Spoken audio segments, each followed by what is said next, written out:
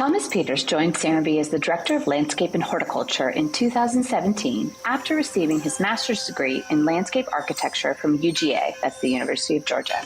In that time, Thomas has played a central role implementing natural approaches to landscape management, planning pollinator habitats for a thriving local ecosystem, and ensuring that Serenbe remains a place where people embrace the natural world.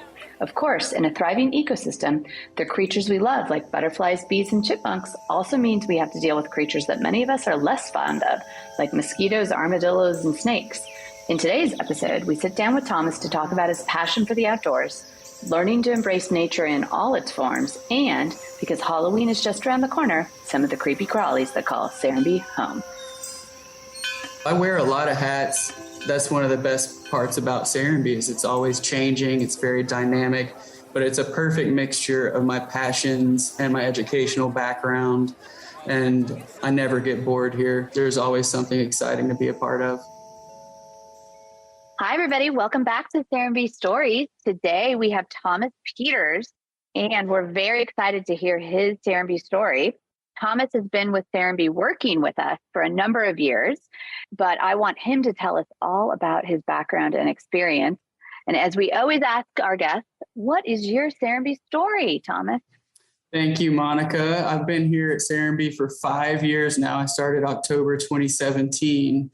Before that, I was in Athens, Georgia. I lingered a little bit there after graduate school. I was doing landscape contracting, particularly in natural resource restoration for the State Botanical Garden of Georgia. I had some contracts with the National Park Service and the Forest Service. Before that, I was in Knoxville, Tennessee. I got my undergraduate in horticulture. And all along the way, I was always landscaping as my job. And I've always been an outdoorsman. I spend most of my time outdoors any chance I can. And you also went to school at UGA, right? That's right. I'm sorry. Yeah. So I was getting my master's in landscape architecture at Georgia. I love it. And one of the reasons that we found you, was that through your professor, Alfie Vick, or did you know about Serenbe when you were in Athens? That is exactly how I found out about Serenbe. Alfie called me and recommended that I reach out to y'all about a position, and I couldn't be happier that I did. Steve, do you remember that day? Oh, I remember. We realized we were growing and we had so many initiatives that we really wanted to bring in. And so I asked Alfie if he knew of someone. And he says, I know of one person, but I don't know if he would like a corporate structure, but let me talk to him. And so then he set that meeting up for Thomas to come down. And Thomas was a pretty independent guy at that point, and he wasn't sure about this. But we convinced him to come give it a try, and I'm certainly glad we did. It's been great having Thomas on board, and 5 years later, we're just kind of getting in position to head where we wanted to. We've had so many, emergencies or things that had to happen. What were some of the early things that you were doing, Thomas, and how has your role changed a bit? I think my first priority was just building or rebuilding the grounds crew and getting on top of maintenance and creating processes for the team to better serve the community. So that was sort of my first responsibility, but I also work closely with the development team. I'm part of the Landscape Design Review Board. I've grown to be a part of several committees, including the Art Farm Environmental Council. I'm actually the chair of the newly formed Bee City Committee, which Chattahoochee Hills is now officially a bee city, designated by the Xerxes Society. So I wear a lot of hats. That's one of the best parts about Serenbe is it's always changing. It's very dynamic, but it's a perfect mixture of my passions and my educational background. And I never get bored here. There's always something exciting to be a part of. When you first came and Alfie told you about it, had you ever seen anything like it? Did it seem like it would be a really good sort of platform for your talents? It seemed like the perfect platform for my talents. And no, I had never seen anything like it. And I never expected to work for a community or an HOA. It was very surprising to me. But the community had open arms. A lot of folks have become almost like family to me. They were very supportive. It was better than anything I could have imagined. I want to talk about the Bee City a little bit. So that I think is pretty cool. I think all of us, wherever we're working, in order to like grow and do new things, you're going to have your basics that you're still continuing to do year to year. But when you get to layer on these new ideas, tell us a little bit about what is Bee City? How did that all come together? Was it something that was driven by Chat Hills, the city, residents in Serenbe, and how are they sort of connected? Bee City is a certification from the Xerxes Society for Invertebrate Conservation. And it's similar to, but a little different from like the tree city idea. There's measures in place to protect pollinators, and some of the requirements include an annual pollinator event, which we're working with Bear Creek Nature Center to bolster their pre-existing pollinator event. The team, the council, I guess, or committee also has members from the Art Farm Environmental Committee. They've helped a lot with this initiative. The Serenbe Residential Landscape Committee, the chair is Mary Collins Shepherd, and she has just really championed the entire process. They've worked to create signage. They've helped us install 2 pollinator gardens, one in Serenbe, one at Bear Creek Nature Center. We even grew just from volunteers taking cuttings from plants around the community. Zero investment. We grew over 800 pollinator plants last fall. Wow. Yeah, they found homes all over the place. So there's a lot more to come. You know, my goals in the future are to have a booth at Ray Day, maybe even have a booth at the market with things like pollinator habitats and local honey and educational materials as well. I love it. I love it. I know that signage is about to get released and be installed. And so people who are listening, you'll be able to come to the pollinator garden and there's going to be amazing signage and education around it. One of the things that I think sort of shocks people about Serenbe is that you have all these great arts and restaurants and a lot of culture, but we're still really rural. And a lot of people come for both, right? They want to get out of the city. They want sort of a country lifestyle, but they still want to get a cup of coffee and, I don't know, the New York Times and go to a play. But one of the things that shocks those city people is some of the wildlife, right? We get excited. Like when I lived in the city, like a squirrel was exciting. But you come down to Serenbe and you're coming in and you're seeing cows and horses. And when you stay at the inn, there's sheep and goats and chickens. But there's also other stuff. We've got other wildlife. And I think one of the opportunities as a resident and or somebody even who's visiting is to sort of think about how we may not be used to those things, but we have to kind of maybe rethink about these critters and these animals and how we can coexist with them. How can people, or how do you feel like people think about embracing nature and the wildlife, whether that's a deer or a snake? What do you hear from people? And do you see people's minds changing when they live here? 100%, 100%. I think almost everybody, one of the main reasons they've come here is to be closer to nature. We view our grounds and even our residential landscapes as an extension of the forest around us. So we're literally enveloped by the ecosystems that sustain us, and versus some urban areas and especially suburban areas where the landscape and grounds are, you want it to be real clean, real sterile, clean lines everywhere. And that requires a lot of work, a lot of sometimes chemicals and things. So we think very differently about our approach. And that invites, like you're saying, all kinds of visitors. So we're going to have the squirrels and we might have deer munching on our azaleas or that kind of thing. And I'd say at least, it's approaching 50% of the tickets that we receive are, hey, there's a snake. I saw a snake today. Or, about certainly armadillos. They're all over the place. And it's so funny how those are my favorite tickets because they're just so easy to solve. A lot of times it's just a little conversation, a little explanation. Hey, don't worry about that wasp nest. It's too far away to damage anybody. And they're pollinating things and killing harmful pest insects in the process. So people are usually pretty responsive to learning and they kind of change their views. It's surprising to me sometimes how quickly people are like, oh, okay, I don't have to worry about that. Okay, good. Right. And when you mention a ticket, the HOA, the Homeowners Association, we have what we refer internally as like a ticketing system. And so if you need some help from the Homeowners Association, you can quote, put in a ticket and it gets tracked. And so sometimes it's, hey, can you help me take out this larger piece of trash? Or I need something done in my front yard. And then sometimes it's like exactly what you're saying, like, oh my God, there's this huge wasp nest. What do we do? And I also get just on the street, people will stop us. And I mean, I've sent stuff to you, Thomas, of like, what is this? Is this good? Is this bad? Is this hurting my tree? What are some of the more kind of fun questions that you've gotten that, again, I sort of couch it as city folk? I grew up in the suburbs, so, you came to the country and it's just a different accessibility and connection to nature, and how, again, in a very positive way, you just have to be smart about it. Is there any fun stories?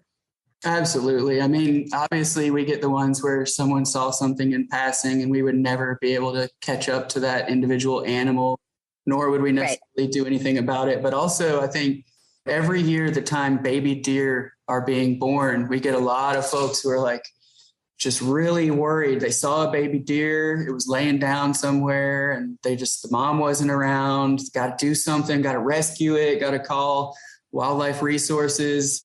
We had one this past spring laying right in the middle of crossroads, bedded down. And that's their mothers, just like with cattle, will bed them down during the day so they can go about their business without drawing the attention of predators or exhausting their babies. And then 100%, unless some emergency happens, they come right back to that baby and feed her or take care of it. That's just the pattern of parenthood for those animals. And there's no emergency there. And I can honestly say 100% of the time I've gotten a concerned resident, or we even had a builder one time who had one bedded down in an unfinished garage. The mom always comes back and takes care of the baby. I think that's kind of humorous to me, but it's just one of those things people are unfamiliar with. Mm-hmm. One of the things, I'm trying to remember if we've talked about it, Steve, is the white cows. I don't know if we've talked about it on a podcast, but we've done some blogs about it. Can you guys talk about the white cows that are here? They're not what I would say native, but they're part of the wildlife. Tell us a little bit about those guys. Our artist friend, Robert Rausch, became part of an effort to reestablish the ancient white, which is a grazing herd that's basically disappeared. And so we agreed to take a few and start a herd here. They were in our pastures, but they're used to roaming, and so they didn't stay within fences. And I thought it was kind of cool. It reminded me of the New Forest in England, where the animals just roam freely. But when people would be on a walk and then come around the corner and there was one of these big white animals with these incredible horns looking at them, it frightened them. So we had to move them. And so we moved them to the east end of our property, which is where Thomas lives. And so he's sort of become the caretaker now of our ancient white cattle herd. Didn't think that was going to be part of your job, did you, Thomas? I did not expect that, but it has been really cool, I'll say. I mean, I can't imagine a more picturesque scene for where I live. I love engaging with the cattle. Like Steve said, they have big horns and they look scary, but they're really sweet. I have a new appreciation for them. I've even raised an abandoned baby by bottle feeding it. I spend a lot of time out there. It's kind of funny, but I've really reduced the amount of beef that I even consume just because I see these animals and interact with them on a daily basis.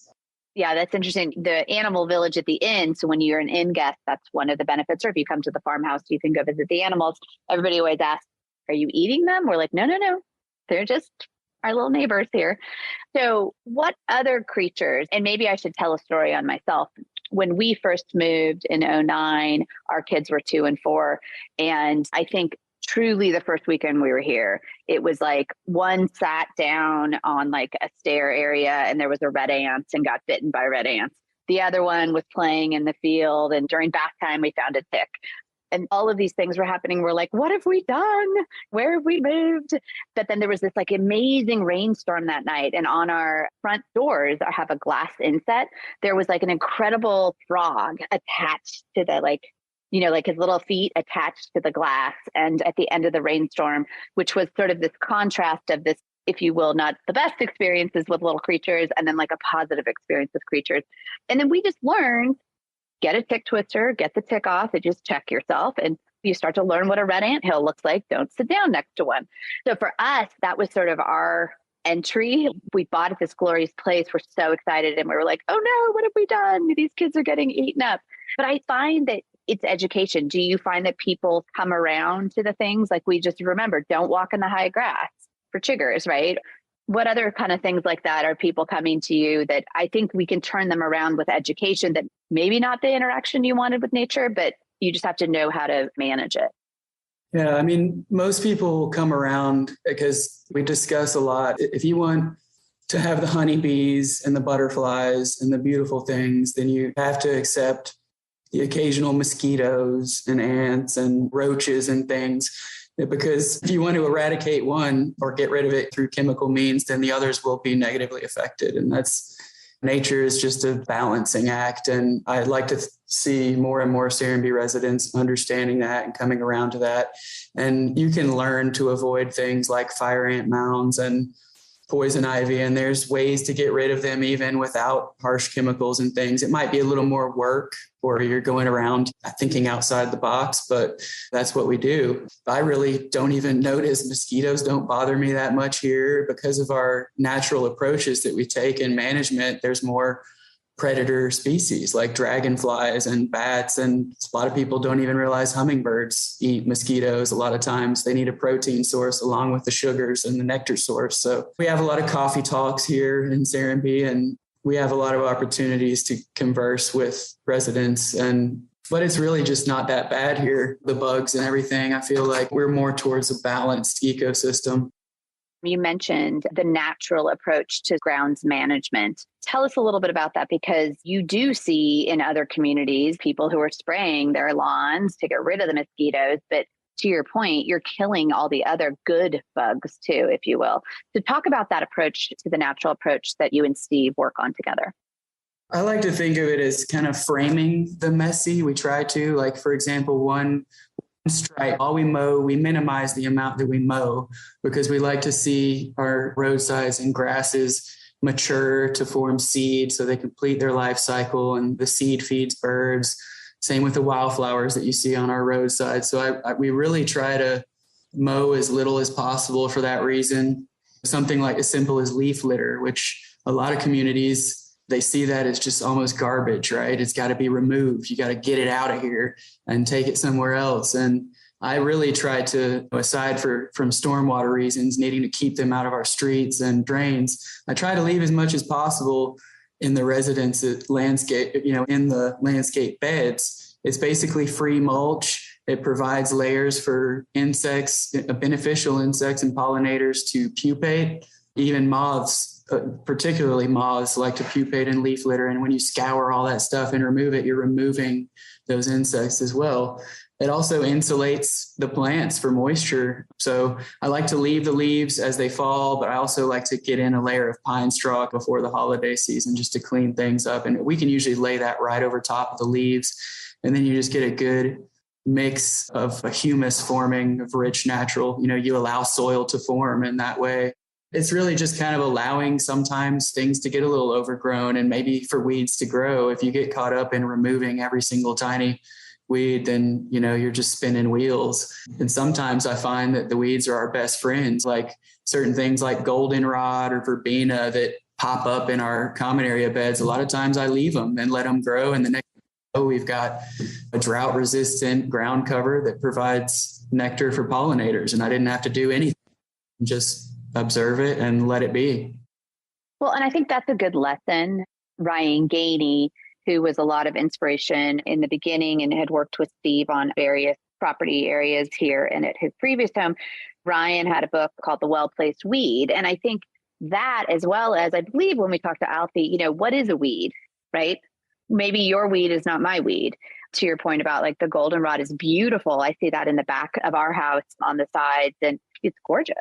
And so when people want it to be more manicured or more, I'll use the term like more of a country club look, don't get me wrong, it's a beautiful look, but that's just not who we are, right? And I think that sort of sets the tone of not only living with nature and also sort of the authenticity, right? That life is kind of messy. Life is not perfect. And if we're trying to like force nature into this vision that we have, are we even honoring it? To your point, I think that's really interesting to think about the life cycle of a roadside grass, that if you're mowing it down, then those seeds aren't coming out, and whether they're feeding or populating, and little things like that to me are super exciting to learn, because then I appreciate it even better. Like you do something, Thomas, or your team does, where you just sort of mow a section of like off the street. What's that called? It has a term.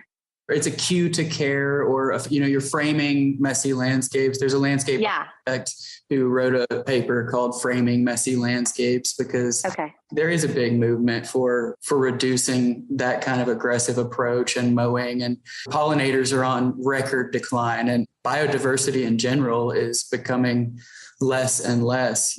It helps because I do understand people don't want grasses brushing all over them when they're walking down the sidewalk. So it helps to just kind of frame it with a simple pass like that, like one pass. Yeah, I love this. Maybe we can get a photo of it and we'll put it in the show notes. We've talked about the little guys and we've talked about the deer a little bit. What else do we have here? Again, in the cities, like a squirrel was exciting. It's probably really embarrassing and sad statement to make. But now, what else do we have here?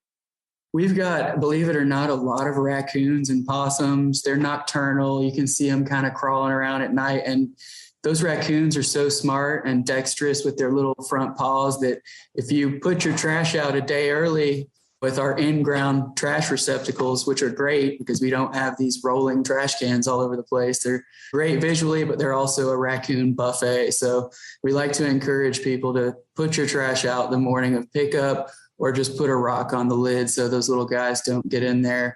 There's a ton of armadillos. Armadillos are a new thing in the East. They're arguably an invasive species. They weren't here before a couple decades ago, and they're doing really well. So the residents are always having trouble with armadillos rooting around in their landscapes, but particularly those that either over irrigate and draw a lot of worms up and bugs to the area that they're attracted to.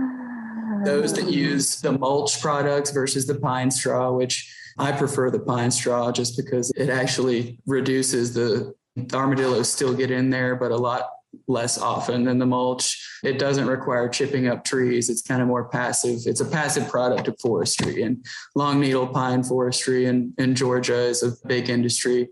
And so it's nice to be able to use a byproduct of forestry versus a direct product of deforestation, which mulch a lot of times is.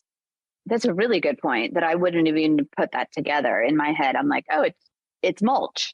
But you're right. It's like one is taking a tree down, and then some of those I'll be bad. That mulch that's colored. I'm like, oh my God, like what's in that? That scares me, then going into the water table. But we've got a lot of birders in the community. Probably the star of that show would be Giff Beaton, who's literally written the book on Georgia birds. And we see a lot of rare migratory songbirds passing through. We've got turkey and quail. I'm seeing more and more quail in a lot of our pastures the past couple of years. And then reptiles and amphibians. Just visit the geothermal pond behind Motto, behind the Motto Live Works, and it is full of every kind of frog. I remember this spring, it was hard not to step on frogs because so many of them were emerging out of there. And those guys are an army to protect us against mosquitoes and flies and roaches and all that stuff.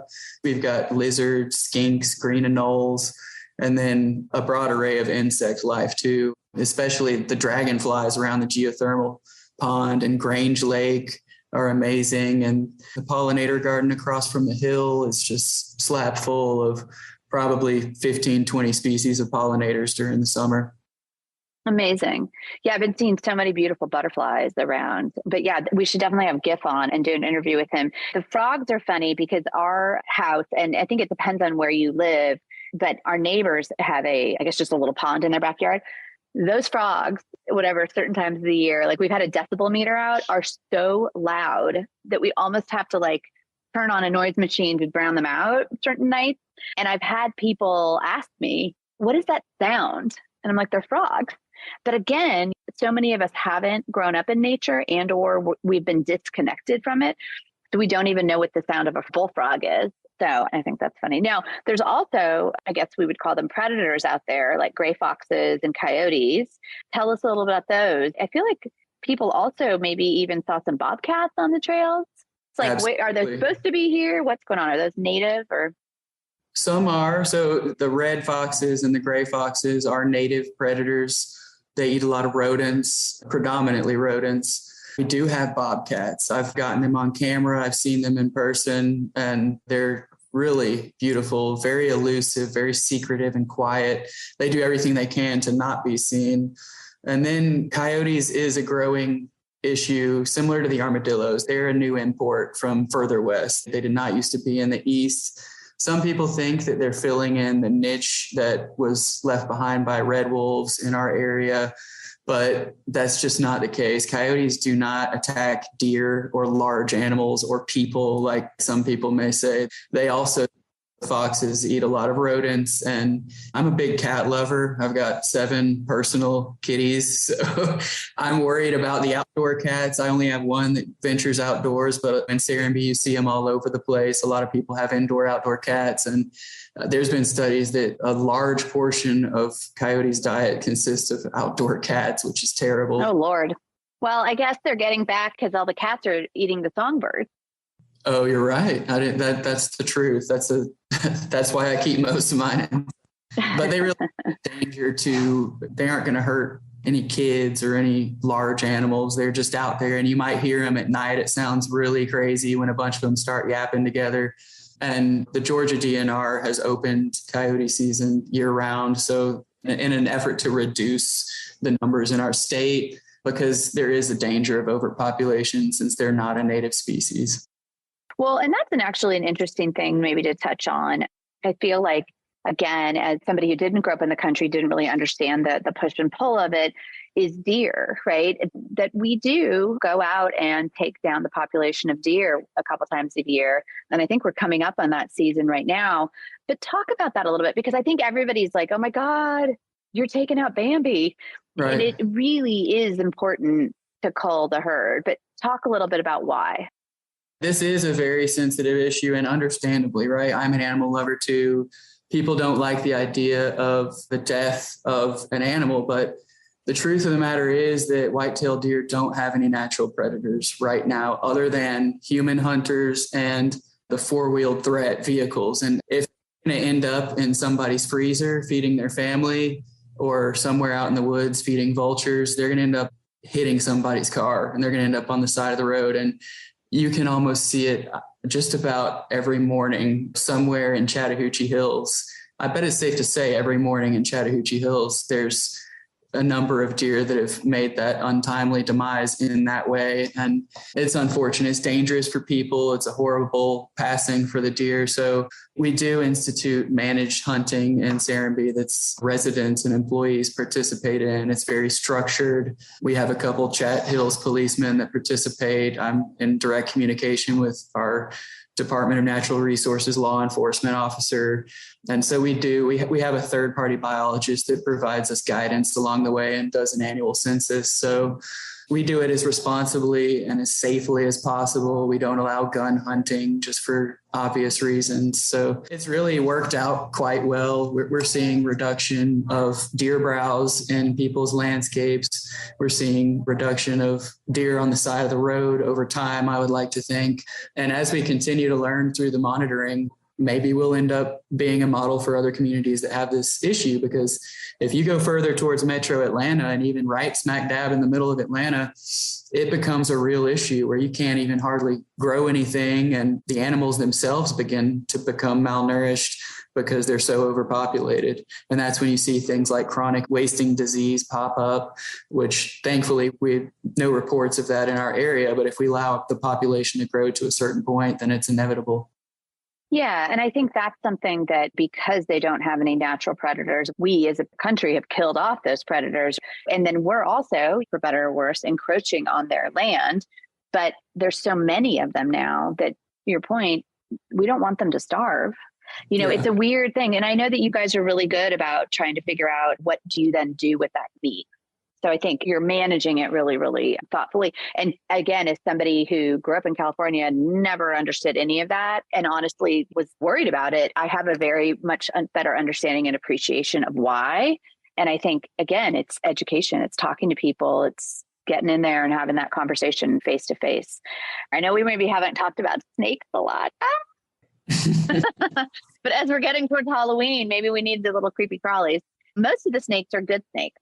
But again, we as a species probably are somewhere in our genetics, see a snake and not just fear there. It's because some are dangerous. We probably have it somewhere inside of us that we should be cautious around them. But the majority of the snakes that are around are good snakes. Let's talk about snakes for a minute. I think you're right. I think there is an ingrained instinctual fear of snakes. For most people, I personally, I have captive pet snakes. They're like my favorite animals. It's rare to see venomous snakes around Serenbe. I've been here for 5 years and I've only seen one venomous snake. And it's actually a funny story. I saved it because the crew found it. Instinctually, they drew up the shovel. They were ready to chop it up. I stopped them and I was able to capture it safely and relocate it further into the woods, but not without a resident actually witnessing it.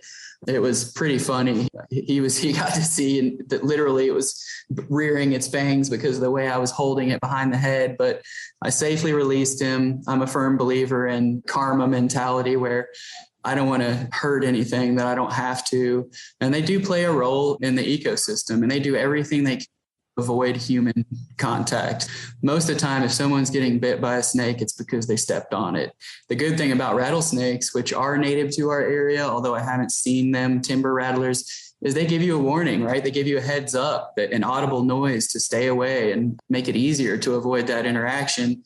But there's really only 3 species, the timber rattler, the copperhead, which is the one that I saw down there below Motto, kind of near the waterfall, and then coral snakes, which are very elusive and almost rare.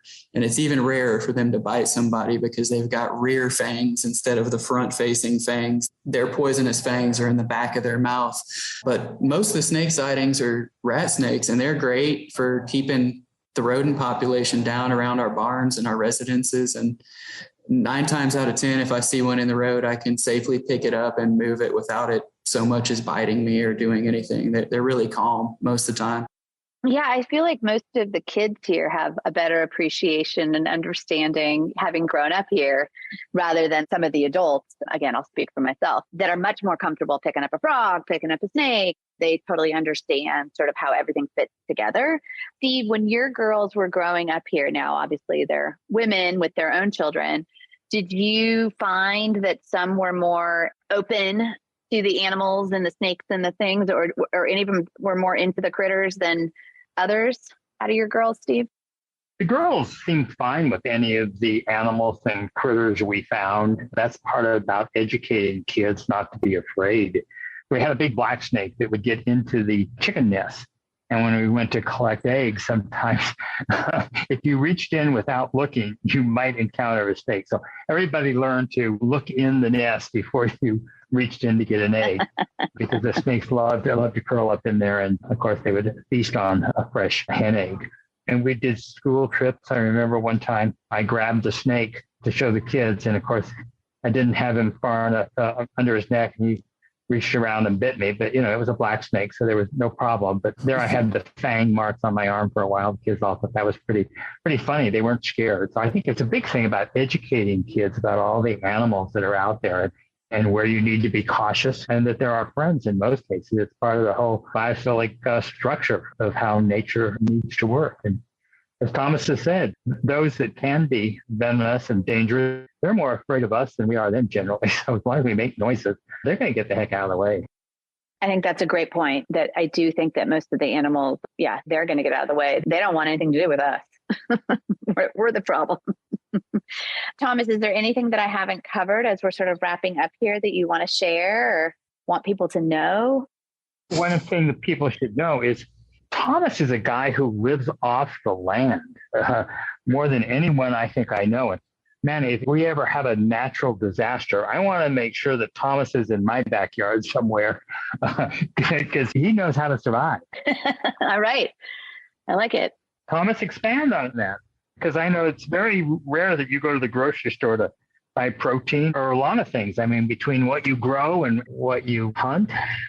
That's right. To me, it sounds cheesy, but it's almost spiritual to me. My connection to the woods. It's not something that I just like to do. It's something that I have to do. It's regenerative to me. It's a requirement for me to just reset my mind and kind of let a lot of just the static kind of go and be a part of nature, which, whether we want to be or not, the truth, it's a fact. And I love learning what kind of mushrooms are edible. And I find droves of them around Serenbe.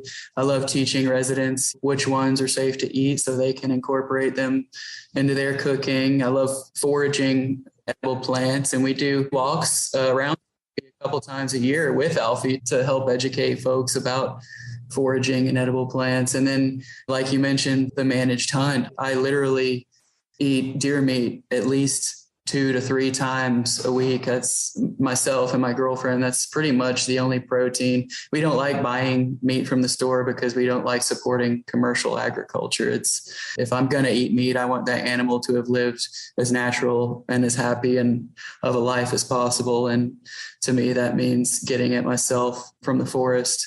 So I hope people understand that and they don't think that it's in any way a malicious or it's like a hobby or something. It's hunting to me is part of living, and that's how I feed myself and my family. As you know, Thomas loves animals as much as anyone I know.